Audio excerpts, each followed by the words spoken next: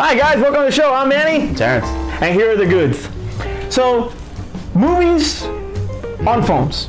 Games on phones. So that's a big thing, right? You got the Pokemon Go thing going on, and you know, you got all these mobile apps and all this other stuff, right? Okay. So Disney Interactive has Avengers Alliance. That's like one of their most popular games. Okay. They have Avengers Alliance 1, they have Avengers Alliance 2, and so forth, right? Okay. Well, they decided to scrap it. Because nobody's playing it. They are done. They are actually going to lose it up until September 30th. September 30th will be your last day to play Avengers Alliance. So for the 3 people that are actually still playing this game, you got till September 30th to get it all out your system. Go play Pokemon Go. Yeah. Google Play, App Store, all that. It's not going to be available. Nobody's playing it anywhere. What does the deadline mean? So they, for 3 people who are still playing this game, nobody's playing this game. 1, 2, 3, exactly. We got till September 30th. We got till September 30th. You know, get all our little Avenger thingy going. Wait. Well, they decided they want to get away from that, and they just want to focus on other games, new platforms, new games, and stuff like that. Marvel Capcom 4? So I'm just curious though, why, knowing how hardcore the Marvel fans are right now, why would you take away such a strong title from that kind of thing? Because nobody's playing it. That was the only reason why they was like, if there's money to be made, it will continue to exist. If there is no money to be made, then it won't exist. Freaking Kim Kardashian has an app. If people are playing, the only reason why that exists is because people are spending money on it. People are investing time and dollars into it, and that's why it still continues to exist. Kanye made a freaking app. It hasn't come out yet, but he made an app because people will pay for that stuff. So the Avengers made an app or a mobile game, and nobody's playing it because, or they're getting rid of it. So they rather play a game with asses, selfies, and question marks. That's life. I would play that game every day. Every day. So one of the big members of the Marvel family, especially in the MCU, is Spider-Man. Spider-Man, you know, made his appearance on Civil War. Right. And Civil War comes out on the 13th on Blu-ray. So you ready? Good. Yeah, I want to see if there's any deleted scenes. I want to actually see. Yeah, I want to see some gag reels. I want to see a clear copy. You know, I don't want to watch bootleg. No more bootlegs for us. I want to feel like I was legal this time, and I invested, and I spent some money, and I want to, you know, on the big screen. Right. So, Tom Holland, who made his first appearance as Spider-Man in Civil War, is already filming Homecoming. And Homecoming's got this pretty much a good cast, man. It's got Tom Holland, it's got Robert Downey Jr., Marissa Tomei, and Michael Keaton as the Vulture, supposedly. Exactly, that's the big one. Well, Bokeem Woodbine joined the cast, but it was like unknown on what the character was that he was going to play. He's going to be playing an old man who grumbles and. Well, he joined the cast. So set photos have been released of Bokeem Woodbine in his costume. Wait. How do they release set photos of Bokeem Woodbine in his costume when the whole dang costume is all over? Well, I guess they might have been without the mask and then with the mask, but he's playing the Shocker. No, not that one. Oh, okay. This one. Oh, that's Shocker. That's Shocker. Yes, he's playing Herman Schultz. An electrical engineer that becomes the Shocker. Wait. We saw this already. Exactly. That's what I was going to ask you. We saw this with Jamie Foxx and Electro. God. How is this going to freaking work? How do you think this is going to work? Don't do that campy thing that Jamie Foxx did with Electro, you know, because I don't need to hear the line is like, don't you know who I am? I'm the Shocker. Not that Shocker. The other Shocker. Sorry. But yes, I don't want to see something that's stupid and campy. And it's like, if he's gonna do it, play it serious. And like I said, he normally plays like a serious character in whatever he does. So I would assume that that's what he's gonna do. And if it's a Shocker, even though it's an iconic Spider-Man villain, he's not a big villain. So it's probably one of those things where you're gonna see his character at the beginning. Spider-Man's gonna beat him real quick, and then we're gonna get to the main villain, which is the Vulture. So you think that's gonna happen? You think that's what it's gonna be? I mean, because that's how they set up all the last few Spider-Man movies. We had the Rhino in Amazing Spider-Man 2. Who do we have in the first Amazing Spider-Man? Because I remember it was the Lizard was the main villain, but who do we have as the... We have nobody. Okay, but in Spider-Man 3 we had Sandman. Yeah, Sandman, the first, and then they ended up at night. So at the end of the movie. I hope they don't go that route. I mean, I think they need to stay within the, you know, don't pack too many villains. I mean, it's you already have Iron Man in it. Well, they got to give him somebody at the beginning, so... Well, I don't know. We'll see. We'll see what happens. But He's got to do something. I mean, just swinging around the web and stuff like that. I hope he doesn't want to, like, you know, always want to beat off like he did in Big Hit. You remember that? No! Yes, on the Big Hit. He's always freaking doing the thing. He's trying to. Oh, you need this shit right here. Remember? He doesn't want to. When you messing with those girls, what movie are you talking about? Big Hit with Mark Wahlberg. Mark Wahlberg. You know what he wants to do is. God, I must have blocked that out. I don't remember that at all. Oh man. That's freaking hilarious. God, Jesus. All right, well, good luck, Bokeem. I hope everything works out on that one. It's going to be interesting, though. I'm really looking forward to Spider-Man Homecoming. Yeah. Tom Holland actually went to go visit some kids in the children's hospital, so that was pretty cool. Did he wear his costume? He wore his costume, yeah. And there was no things involved. So. No. Anyway. Did he get his web all over the place? I'm like, yeah. I don't want to take your kids. All right, anyway. You know, so he's in his costume. You get excited sometimes. So speaking of goo in your hands. Go everywhere. So speaking of goo in your hands, Mark Hamill and Kevin Conroy, they were they were in a Canada Fan Expo. Okay. Canada Fan Expo 2016, and they were actually on a panel, and you know, they were asking answering all these questions, and I'm pretty sure that they had to answer questions on The Killing Joke, you know, with the mixed reviews that The Killing Joke got, you know, but it was still, in my opinion, after the prologue, I thought it was pretty good. That's pretty good, like I said, minus the animation, minus the prologue, and the prologue. Yeah, the prologue. The prologue and the animation. Yeah, and the prologue. And the prologue. All right. So, so they were going back and forth, right? And topics came up about the continuation of this mature content as far as the DC. I was about to say continuation. So, Killing Joke? No. So DC Animation, you know, they got their stuff together more than the friggin' the because they adapt the actual comic. Yeah, and I think that's amazing. I think that's a freaking great idea. I mean, they need to keep on doing that. So Kevin Conroy comes out with Hush. Ooh. Right? And as far as animation. It's animation. Okay, what does that have to do with Mark Hamill though? Well, just hold on. All right. So do the voice of Hush. So everybody, so everybody was like applauding. Matt Damon's gonna do the voice of Hush. Yeah. The Martian. So you know, everybody was applauding, and everybody was, you know, like, that was an awesome idea. So then Mark Hamill, not to be upstage, right, has come out with the Death in the Family. And everybody was like. Right? They already did a rendition of that, more or less, when they did the Under the Red Hood thing. That was they didn't. I mean, that was like after they didn't do like the actual story of Death in the Family. They did the beginning when he killed Robin. Spoiler alert. When he killed Robin, they did that part of it. That's what I mean. So they're gonna cross it over. Like they cross over the same storyline. Possibly. You never know. My thing was the Long Halloween. That's always been my favorite. But out of those two, or even if there's other ones, what would you want to see DC Animation attack, and maybe even possibly have it as a rated R? Which one would you rather have? Rated R. I think Hush rated R would be awesome. Does it have to be Batman? Yeah. Yeah, I mean, I'm talking Batman. Yeah. Kevin Conroy plays Batman. I understand, but it's like what I want to see is rated R. I mean, there's so many Batman stories that you could do, you know. But it's not rated R enough, though. It's like they did all the good ones. Which one? Oh no, I was like, we already saw, you know, the BVS thing with the Return of the Dark Knight, and obviously the actual Return of the Dark Knight that they did, and we've already seen, you know, Suicide Squad. We've already seen all the borderline stories they did with all his different characters. So there's not much left. Like Hush, and like I said, you know, the Death in the Family. Well, you got the Long Halloween. You got Dark Victory. You got Death in the Family. I mean, yeah. All right. Never mind. But I can't imagine them specifically as rated R. That's my whole problem. I think Hush could be rated R. If you do it right, you just do more violence. If you do it, yeah, exactly. If you do it right, I mean, but The Killing Joke didn't have any real nudity and had freaking sexual innuendo, but not any real. It's the themes of the movie. Impressive, Barbara Gordon. So I mean, for a cartoon, that was pretty impressive.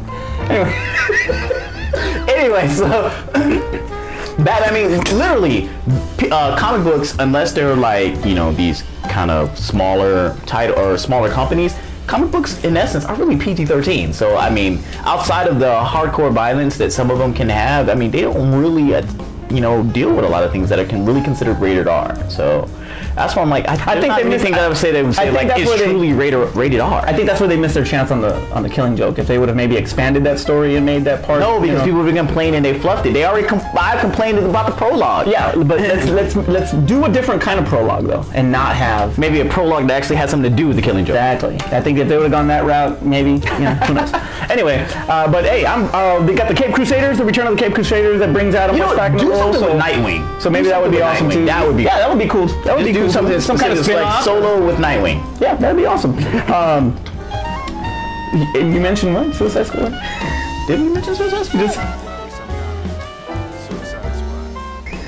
Did you mention Suicide? I gave you the freaking open road right there. I know, and I didn't take it. You suck. Anyway, all right. So, Shia news. Shia news. We haven't talked about Shia like in forever. I love Shia, except in Transformer movies. Transformers? Okay, I'll shut up. All right. So, Shia's been in the news lately, and it's been pretty interesting on some of the things that he's been saying. First of all, he worked with Steven Spielberg. Steven Spielberg is, one of the most respected directors. For Holes, right? Was that for Holes? Who's Holes?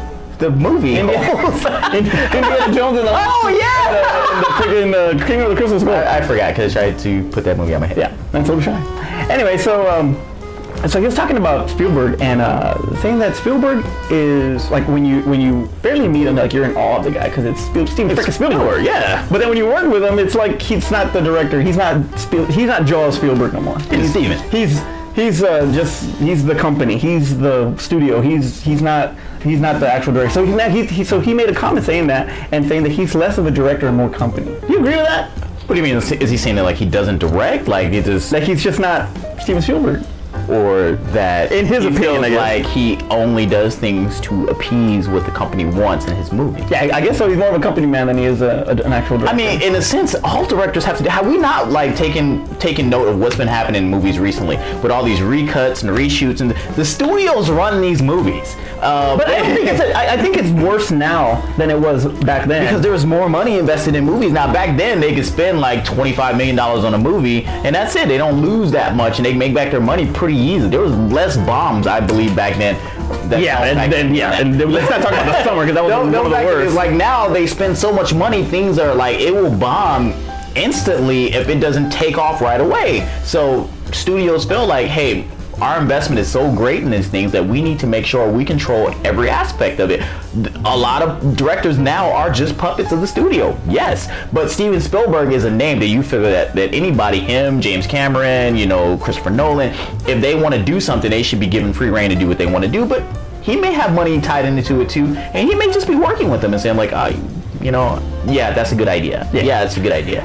One director, and you mentioned him right now, was Michael Bay that he worked with in all three Transformers. I never mentioned Michael Bay. You just said Michael Bay. I said Christopher Nolan. No, before that you said Michael Bay. I said James Cameron. Anyway, I never mentioned Michael Bay. Unless it's about Bad Boys, that's the only time I mention Michael Bay. The Rock. And The Rock. And what is that? Oh, the Rock. Not Dwayne Johnson. I'm talking about The Rock with freaking Sean Connery and the Rock. Anyway, so he was talking about Michael Bay too, and he was saying that this guy is like, that he's a cool dude, he's all right, he's a good guy and all that, but he's just trying to be like something else. Like he's trying to be the next James Cameron. And like the type of director that James Cameron is like that doesn't exist anymore. No. Yeah, he was making those kind. I kind of believe that. I really do. I really do believe that. You have to make billions of dollars in a movie to be James Cameron.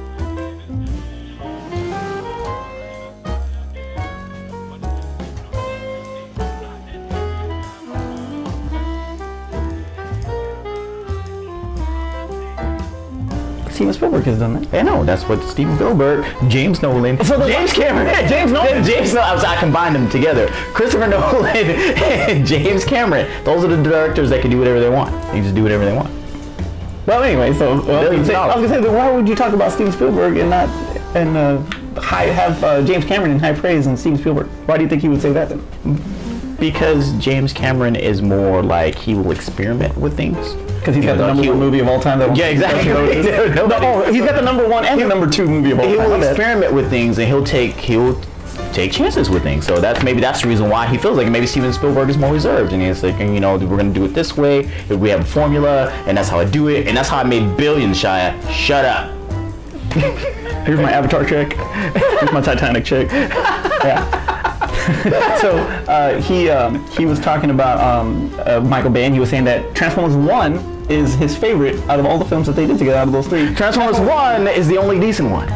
Dark of the Moon, man! I'm telling you, you gotta give it a chance. Is the only decent one. You don't hate this movie. Well, here's an interesting one. Here's an interesting thing about Shia is that he actually he was almost in Suicide Squad. As what? He was almost in Suicide Squad. He was Deathstroke. He's gonna be Deathstroke. Warner Brothers said he was gonna be Deadshot. Warner Brothers said he was gonna be that he was too crazy. That he was too crazy to be in Suicide Squad. Did they not see Jared Leto?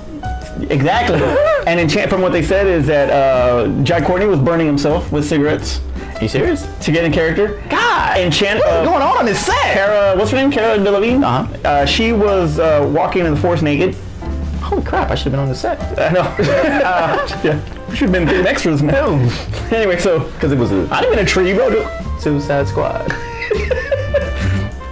So he was talking about that, right? And he was saying that that they were trying to build up Will Smith.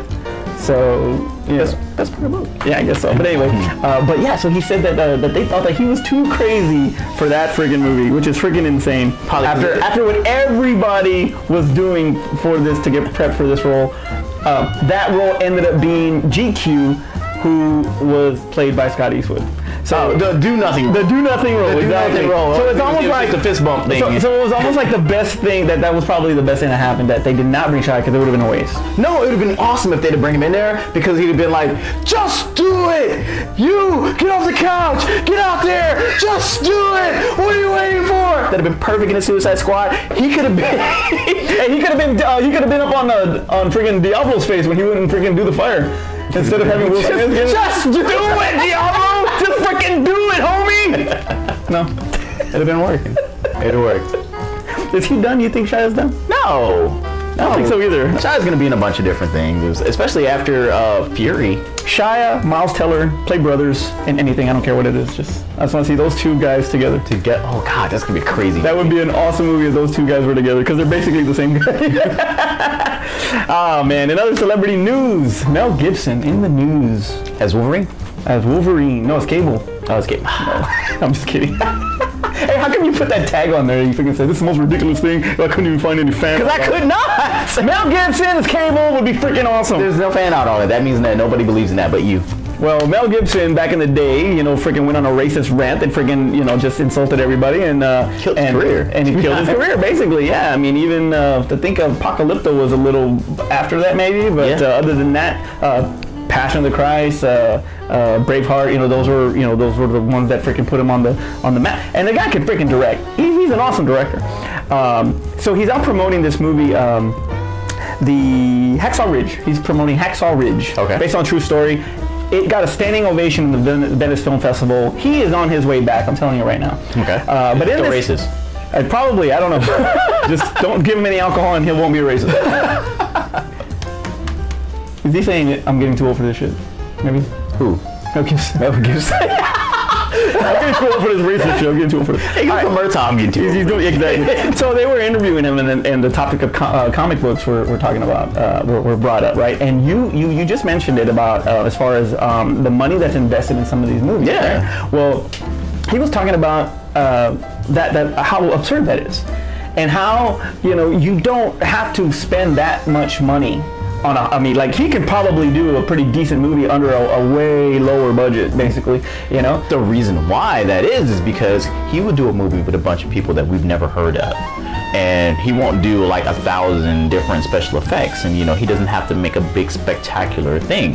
He can make a small movie, and movies like that are still made. But when you talk about a summer blockbuster movie, like we always talk about, or we talk about something that's starting a franchise, they have to make that type of investment on it. And then once they do it, then the audience expects that type of quality and that type of spectacle in the next film and the next film and whatever's in the franchise. That's how that starts. And then as these movies do better, the stars in them ask for more money. So then now your budget is. No, I mean, there's a reason why. You're just like, hey, we're just gonna do this movie for $25 million. We're gonna do this movie for $75 million like Deadpool, and then you guys are not gonna get paid crap. We're gonna do very, very few special effects, and then we're gonna cut the script down because we can't afford the budget anyway. They gave Ryan Reynolds a raise for part 2 because they had to. And the same thing goes for Jennifer Lawrence when she did the Hunger Games. She got paid like nothing really, and then she got like a $10 million. Paid more X-Men too. It's like it's just and the Catching Fire. So they have to. That's you can start small in the first one, but it's just gonna balloon bigger as the popularity of that movie goes. Right. Stars want to get paid. They don't want to get paid peanuts just because you like want to help the studio and do a smaller budget movie. No, they want to get paid. Well, Robert Downey Jr. actually stated that he would do Iron Man 4 if Mel Gibson directed it. So $50 million, like he's been doing all the other dang on movies. Yeah, but if what you say is right, and he does do that for a lower budget, he ain't doing it for a lower budget. Do you think that Iron Man 4 would work with Mel Gibson behind the reins? I don't know. I didn't like Iron Man 3 with Shane Black. Yeah, it was Shane Black. I did not like him behind Iron Man 3. That's like my least favorite Iron Man movie. So I thought it was good. I thought it was good until freaking Ben Kingsley was somebody else. Unless we're gonna get like an Iron Man battle scene, you know, with face paint and his kilt, and he's going out there, you know, talking about freedom and stuff like that. It could be it can be Rhodes on one side, it can be him on the other side, and the Iron Legion behind him. If he's doing that type of movie, then I'm on it. But if he ain't doing that movie, I don't want to see it. Well, the one thing that you're not going to see him in is anything that's DC, because they asked him about when they were asking him about the superhero movie. Basically, he said that Batman vs Superman was a piece of shit. So he won't be doing any work at DC EU anytime soon. That's because he didn't see our "You Don't Hate." Because it's not a POS. It is just has challenges. That's all. And he would call our "You Don't Hate" a piece of shit. There you go. And that and some of the YouTube commenters. They would agree with him. They would agree with him. Well, anyway, I think you know, Mel Gibson will probably be do a freaking awesome job if he was capable. I'm gonna keep saying that. You're wrong. You're just wrong with it. You're just, like, if he does a movie, if he does a superhero movie, I would be interested in seeing it. But I think he should find an obscure character. I think he should find something that's smaller to do, that he could do the way he wants to do, and it doesn't have to fit a particular universe that they're trying to do. So that would be fine for him. I would go watch it, definitely. But if you're saying like Iron Man 4 or your Cap 4 or heck, even Ant-Man 2, I'm out. No, don't do Ant-Man and the Wasp, directed by Mel Gibson, that'd be awesome. No? Oh, either way, curious to see what the plans are ahead after Hacksaw Ridge. We'll see if maybe we get Mel Gibson in some kind of comic form. If not, good luck, whatever you do. No alcohol. So last week we started the freaking topic of, or the last time actually, that we started the topic on the vehicles. Right. Movie vehicles. Now this freaking topic actually went on and on with our friends behind the scenes, and thanks for everybody that participated. Yeah, it was pretty freaking crazy. We also want to apologize because we had done a show last week, and due to technical difficulties, we weren't able to bring it out to you guys. I didn't get a chance to air it. I still have it. It's just crappy. Yeah. So, with that being said, it's time for our top 5. And we're back, all flash. No substance. So today's top 5 are the top 5 TV vehicles. Now this subject was like blowing us up all weekend long with all these freaking picks that we had made, and just our ears were being torn apart by all of the things that we should have picked. So now joining us today is one of those voices that was in our ear, and one of these foots that was up our ass. And that's Mr. Art Cherries, Mr. Iron Man himself, the Hill Country Fair Robert Downey Jr. On the couch. He's the guy on the couch today, and he's here joining us for our top 5 TV TV vehicles. So, Art, without any further delay, enlighten us and enlighten our viewers on your top 5 TV vehicles. Please, this better be good, because you gave us a lot of crap. I did. Trust me, folks. They deserved it. That was pretty let down. That's what happens when stardom gets to your head. Ooh. I guess we have some kind of substance in We're it. stars now. We're stars. You've always been stars in my eyes. Oh. Let me be on the show. Anyway, here I go. Number 5. Number 5. The motorcycles from Chips. Okay, that's a good one. I'll give you that. It's a good one.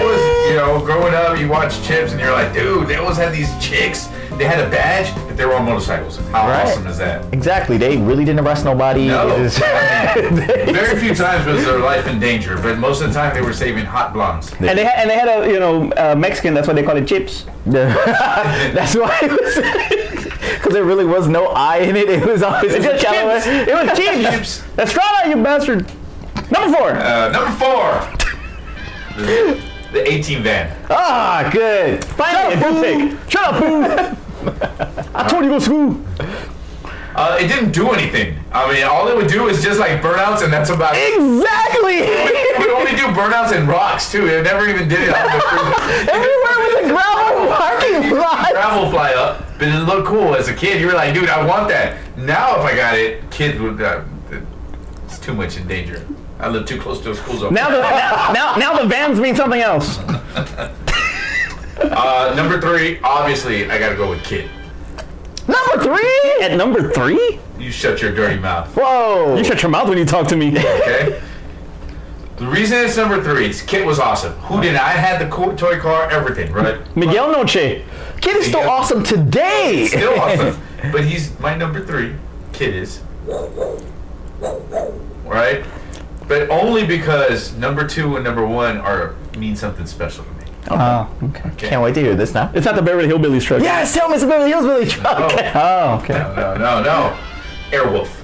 Exactly. Very nice. God, Airwolf was like mind blown. Like, think about it. But how feasible now? As a kid, you were like just tuned into the TV, like, oh, this is so awesome. And, like, if you saw that as an adult now, you'd be like, that's so stupid. Like, that's the most stupidest. Really, a helicopter. Hey, but you know what?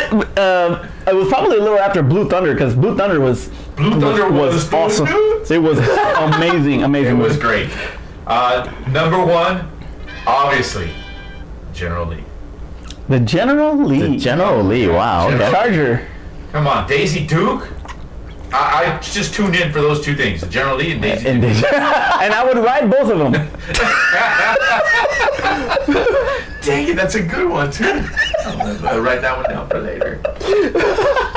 Honorable mentions. Honorable mentions. I have a long list. You know what? Never mind. We'll say that later.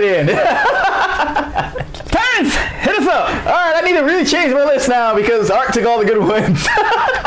Yes, he was. Terrence was gonna put Daisy Duke on there. Oh man! So I'll just read my list as is because it's gonna be very similar to Art's. But you know what? I will change one just because, just to make my list somewhat different. All right. So I am gonna, piggyback on you, but my number 5 is the General Lee, and that is because it is iconic.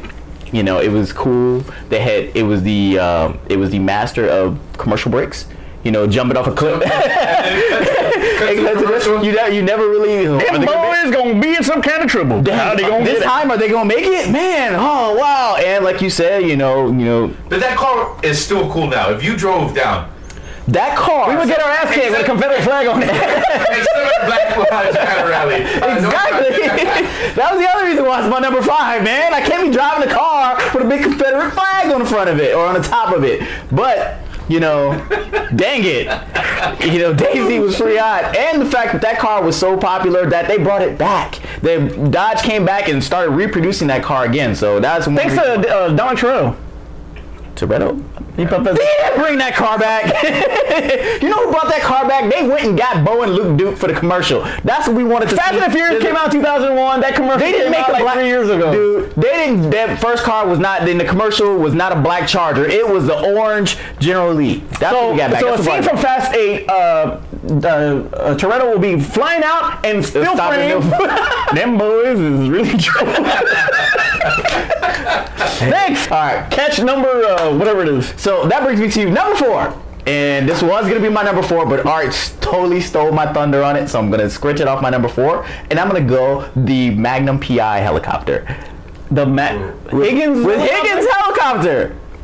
He didn't Not do the Ferrari? The red Ferrari? No, the helicopter. Right. You know why? It's because that helicopter was iconic in the intro, and then Higgins flying around in it. It was not really doing much, but it was cool because it was there for a point and a purpose, and Higgins was going to get nothing done with it. But it was gonna be, hey, he gets in a helicopter. Oh my God! He's in Hawaii. I mean, What else you gonna fly? We did have female viewers that said Tom Selleck's mustache.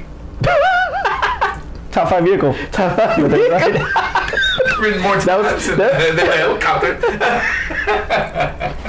Number 3. My number 3 is the Sanford and Son truck. This truck. You big dummy. This truck did nothing but like little it went up extra the street. It went up the street. It's like they just did like just like we're just gonna roll some camera on the truck. It's like, oh, we're gonna see it parked in front of this store. We're gonna see it like backing into the junkyard. That is all this truck did. But you remember the truck so much that if you see one now on the street, it would automatically make you think of the dang on theme song. You'll be sitting there. Nobody owns a junkyard. Nobody visits junkyards. That truck ain't probably never been used at a junkyard. But still, we remember that truck. Yeah. Number 2. Once again, to piggyback Art, the A-Team truck. But it was a van. The creepy guy van. The creepy guy, the A-Team truck, the A-Team van. I keep wanting to say truck. The A-Team van. But not only because of little burnouts in the gravel rock parking lots they were always parked in. Not because of that awesome stripe that went down the side. That stripe was wicked. That stripe was enough to get you to want the truck, van. But because the truck, like you said, did absolutely nothing except for that one scene in the actual intro video or the opening sequence to the A-Team where Hannibal pops out with the gun, and that was all the dang on truck did. It was a shield. It was a shield. Never got shot at. No bullet holes. It can outrun bullets. That's how great that van was. It's pretty fast. It drove them to someplace when they had to make a getaway. They jump in and they drive to the next little town that they had to save, and then they park, and that's it. That's all they did. Unless they were trying to fly somewhere, then they had to knock out Mr. T and then put him on a plane. Shut up, fool! Which somehow should be some black violence that they just never addressed in that show. Hate crimes. Hate crimes. Next episode of 18. All right, and my number 1, which should have been Art's number 1, is Kit. Damn it, Kit is so awesome and so iconic that they could not bring back the show when they tried to do the Mustang because nobody would accept anything but the Firebird. Come on, man. The whole woo woo woo woo started a whole well, the original Kit, because I didn't like it when they brought him back and there was all this. Oh, not that. No, nobody remembers. Nobody does that. Look, the original Kit that started like a whole modding community. People with little LED lights because everybody wanted to be like Kit. Everybody wanted a talking car with a British accent to sit there and tell you. They go, it's Kit Watch. This is not Inspector Gadget. This isn't Dick Tracy. On your car? Don't be calling me out, man. But that's the reason why. It's like Kit was that was what everybody wanted. That was what technology was. That was the future, and that's the reason why we all look at Kit. Like if you were to give me, what was it, like a 1980 Firebird or something like that, I would absolutely take it. I would drive it to work, and I would make the woo woo woo sound as I'm driving it. Now you know how I feel when y'all didn't include the Bandit. But the Bandit didn't go woo woo woo. Yeah, give me some woo woo woo, and give me a British talking Bandit. Michael, there appears to be some people with weapons. Exactly. How am I supposed to know? Because you're gonna say weapons. Because you're gonna say, Terrence, get the fuck out of here! And the car jumps. The car jumps. No General Lee. With no ramp. Jump. Yeah, exactly. With no ramp. They always had the boosters and How did you know where it was with no GPS? Because he was the GPS. Exactly. He was GPS before GPS. Yeah. It was KITT. Wu-Tang. All right. Car. His brother. Well, my number 5 is completely different, actually. Right. It is the truck from the Fall Guy.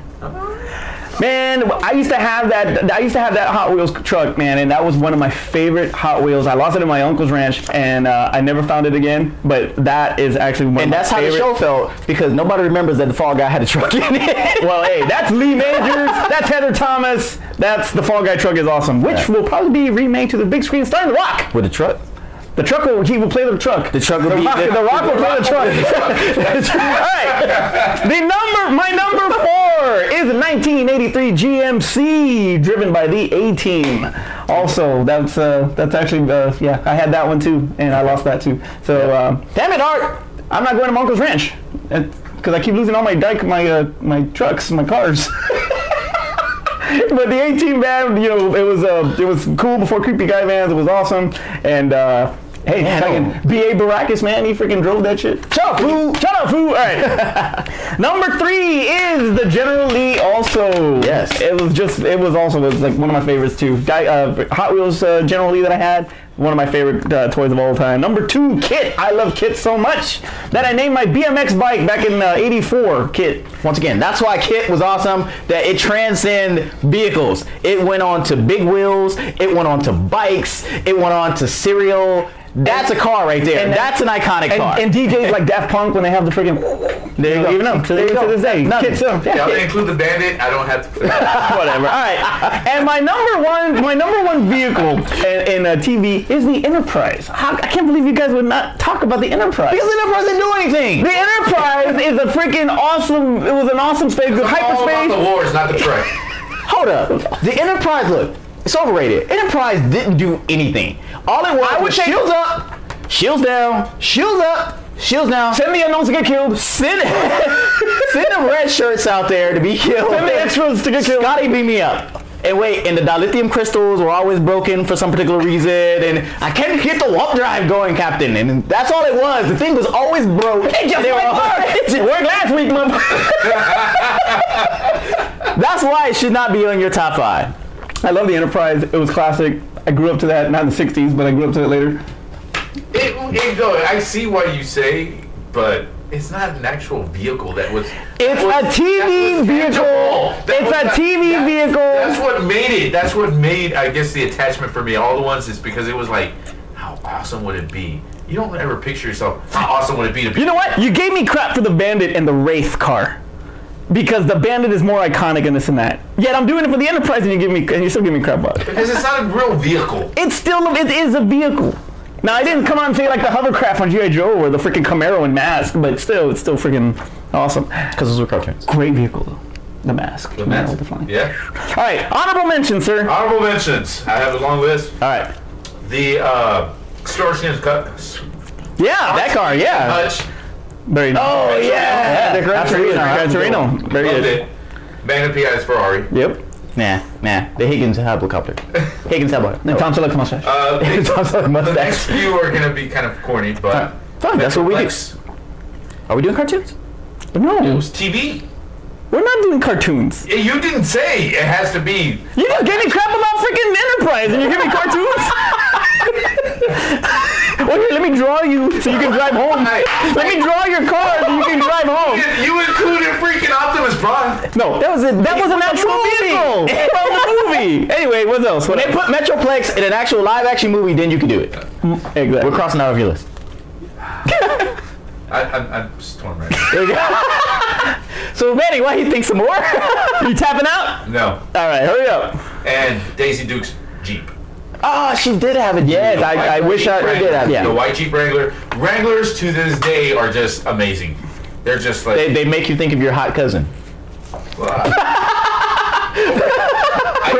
Praying is through marriage? I used to have a Wrangler. I don't know. Maybe, I don't know what that means. Maybe. I gotta go see a psychologist about that, but a Wrangler, I mean, you talk about something that transcends generations.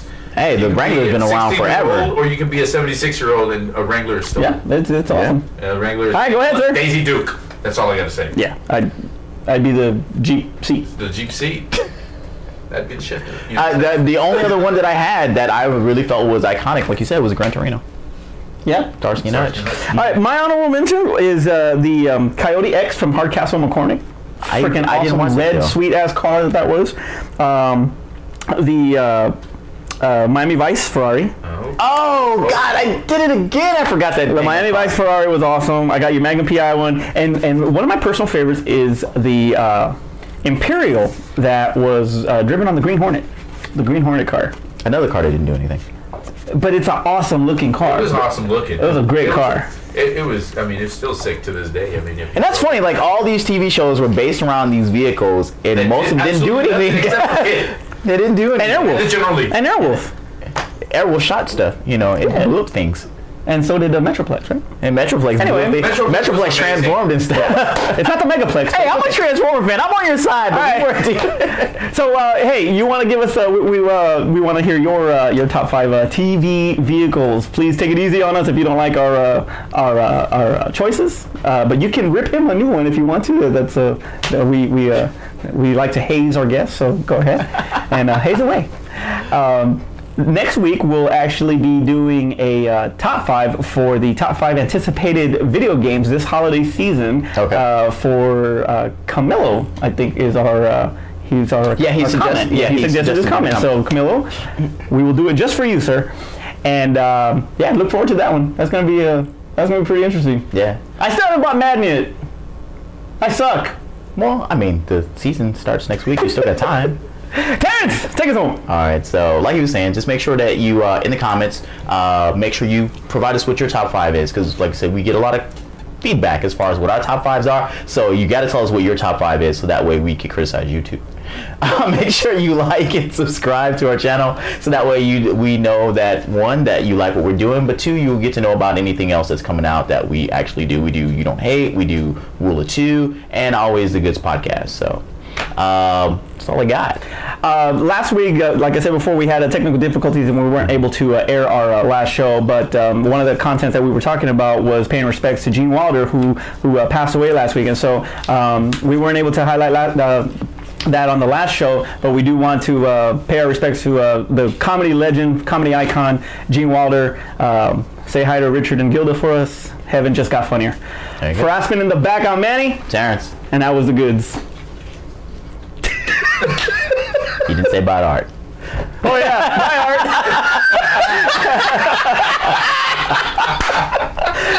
Thank our special guest Art. Yeah. Art Cherries. That was the first thing the camera saw. Fantastic. What's the dance from fucking Dave Chappelle when he was doing the remix? What, piss on you? Yeah, the piss on you. I'm Terrence. I'm Manny. And today's movie that you don't hate. Doing that. Okay. Oh, yeah. We only have 20 minutes. Oh. All right, we're going. Hurry up.